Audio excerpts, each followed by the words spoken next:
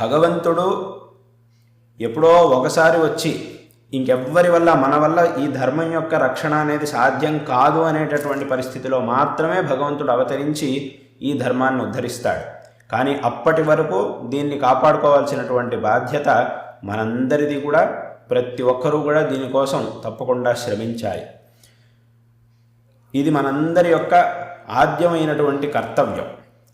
ఒకసారి ఒకరు నా దగ్గరికి వచ్చి ఒక ప్రశ్న అడిగారు.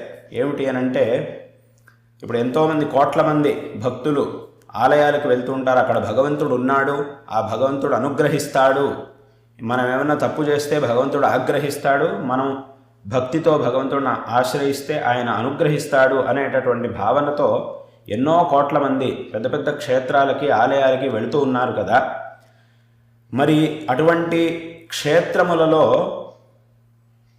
విధ్వంసాన్ని వెనకటి కాలంలో సృష్టిస్తూ ఉంటే, ఇప్పుడు అయోధ్య మొదలైనటువంటి క్షేత్రాలన్నింటిలో కూడా ఒక విధ్వంసాన్ని విధర్మీయులు సృష్టిస్తూ ఉంటే, మరి అప్పుడు మాత్రం భగవంతుడు ఎందుకు ఊరికే చూస్తూ ఉన్నాడు అని కొంతమంది నా దగ్గర అడిగారు.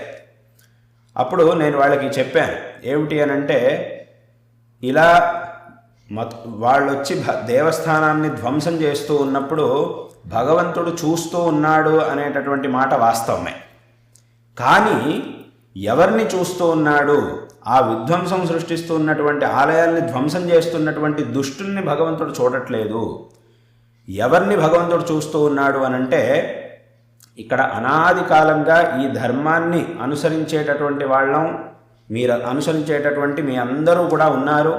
ఇటువంటి ఈ దేశంలో ఎక్కడో ఒక చోట నుంచి వచ్చినటువంటి వాడు, అసలు మొట్టమొదట పేరు ఊరు లేనటువంటి ఒకడు ఇక్కడికి వచ్చి, ఇక్కడికి రావడమే కాకుండా ఇక్కడ తిష్ట వేసి తన ఆధిపత్యాన్ని ఇక్కడ అందరి మీద చలాయిస్తూ ఇటువంటి స్థానానికి వచ్చి చివరికి మీరందరూ కూడా సర్వస్వంగా భావించేటటువంటి ఇంత పవిత్రమైన క్షేత్రానికి వచ్చి ఇక్కడ దీన్ని విధ్వంసం చేస్తూ ఉన్నాడు అంటే, ఇంత దూరం వాడు వచ్చాడు అనంటే ఇంతవరకు నువ్వేం చేస్తున్నావు అని భగవంతుడు మనల్ని చూస్తూ ఉన్నాడు.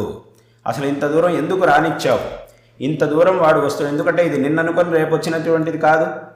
మరి ఇంత దూరం ఒకడిలా వచ్చి నువ్వు సర్వస్వంగా భావించేటటువంటి ఇంత పవిత్రమైన స్థానాన్ని ధ్వంసం చేస్తున్నాడు అనంటే, మరి అంత దూరం వచ్చేంతవరకు నువ్వేం చేస్తున్నావు అని భగవంతుడు మనల్ని చూస్తున్నాడు.